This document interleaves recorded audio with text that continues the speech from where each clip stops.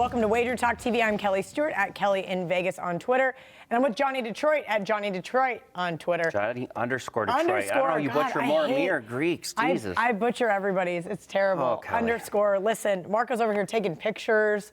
You guys got me all thrown off. Okay, we're going to talk. This is for the novice guys. If you are above a 105, sports betting 105 level, just watch a different video. Exactly. This is a 101, 102 type video. We're going to talk about tips and strategies for beginning sports bettors.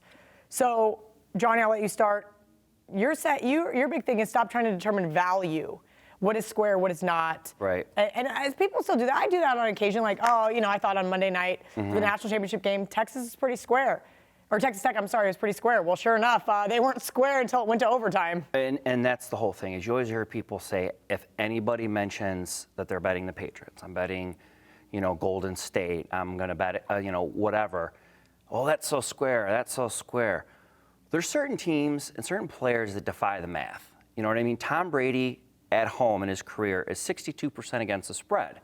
And I don't think you get more square in terms of what you determine as a square bet than betting the Patriots and Tom Brady. But if all you did was bet them at home, you'd be 62%, right? Double-digit NBA favorites this year, I think, hit 70%. The Cleveland Browns, they're so horrible. You can't bet against the Browns. You can't bet against some shit teams. Sharp guys fell for that. Prior to last season, the previous 3 seasons, they were like 33% against the spread. Don't put so much value and get off a bet because you don't think you could bet the Warriors. You shouldn't be betting Tom Brady. I mean, you have a great example that's once again, sounds square, you're betting Alabama, but, you were killing it.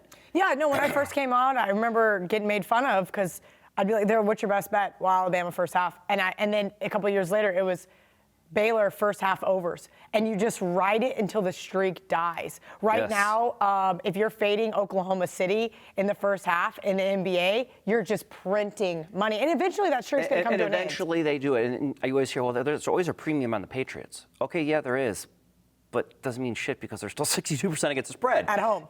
How many sharp guys that I respect that, can't bet at certain books, move money, where, there's so much value. The Browns should be only +6, so you're getting 7.5, and they lose by 3 touchdowns. Like, some teams just suck that bad, and some people are just that good that your little nerd notebook means shit.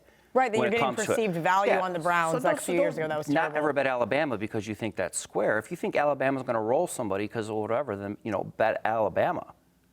I agree with you to some extent. Not all the time, but I think people are too, But there are certain situations where you're absolutely right, where the math might be dead on the number, but situationally, it might be the play. Or to bet against Alabama in certain sandwich games. We saw this year with the Citadel. A lot of the people who go from recreational, who watch a lot of videos, start reading the books, learning the value, and they think they're getting elevated past a rec guy to be more of a pro. The first thing, as everyone always says, is square and value and, whatnot. And just sometimes it's not that easy. But sometimes it is that easy because you don't overthink it. If you don't overthink it, so maybe that's a good bullet point. Do not overthink it. If what the math you're handicapping or the situation or whatever it may be, stick with what you've got because maybe the guy over here who's saying, well, so-and-so injuries were 3.5 points. Or I beat the line. But you know what? You beat the line on maybe the Browns game for 3 straight years. What'd that cost you? Yeah, that was terrible. I was on that streak where you're right. I absolutely thought, hey, you know what? At 11.5, I got to bet the Browns. There's value. Yeah, hey, guess what? No, you don't. I saw a tweet a couple of years ago. If you're solely betting value, you will go broke.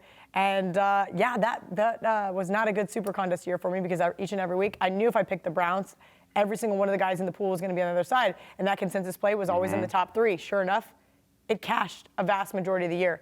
Okay, another note that you have, stop hedging out of your parlays unless you can pay for a nice family vacation for a hedge, which is interesting. So I hedged my first bet ever.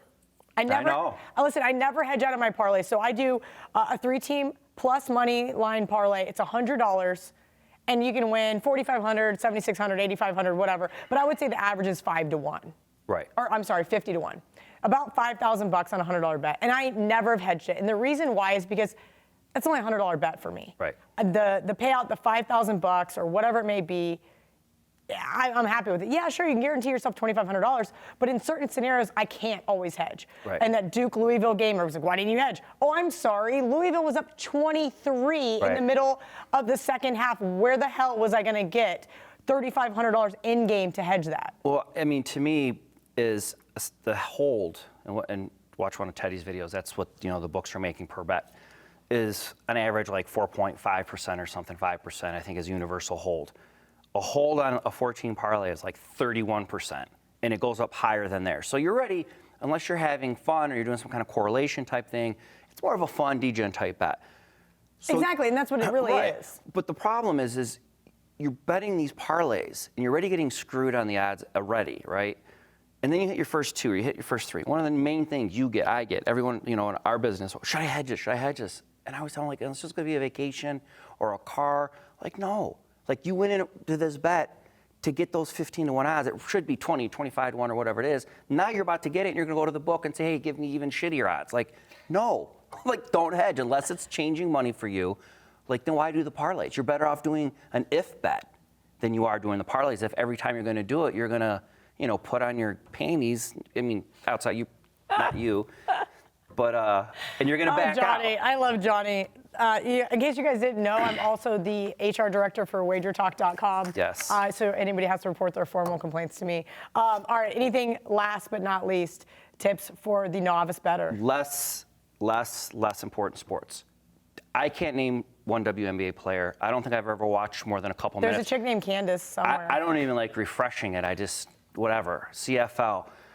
NFL Sunday line sharp. WNBA Thursday night game total, not so sharp. Not saying don't bet college football, not bet NFL, but just look at the line movements. You could look at the line movements in arena. You're even talking about just even like the free screens. Like you're not even talking about it's being on the Don Best screen where it's lighting up. That drastic of the moves without injuries means the opening lines aren't that good because they're focusing on other stuff. The best example I can give, there was a major CFL line move one time. I was watching my screen. It was like 6 or 7 points.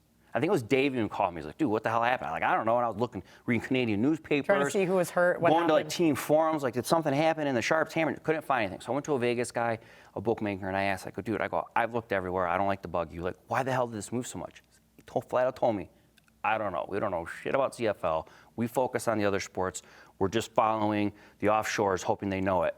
Which kind of means like they're throwing up lines and they don't even know anything about the sport or even putting those lines out. Wow. So not saying you have to watch the WNBA, but pick one of those lesser sports, learn about it, factor that into your handicap. Actually, speaking of, you talked, when Bobby was here last, we did a video with him on WNBA, and he says, I don't handicap NBA. He's like, I'm following the market here and what we're seeing the big time moves. And he crushes the WNBA. He can't name one player. He can't name one player. I mean, none of the stuff that I'm saying is going to guarantee you're going to make money and be a pro, or you can move to Vegas, or maybe you'll be on the next season of Action with Kelly. But what if it does? If any of these 3 tips get you on or off a good or bad bet, and I could save you a bet a month, add that up, then that becomes a vacation, a car payment, or you're not losing so much. And it's basic shit to remember. Okay, great stuff from Johnny. WagerTalk Text Club. It's 100% free. Just text WagerTalk to 33222 to get a $10 coupon for signing up, plus free picks and other special offers.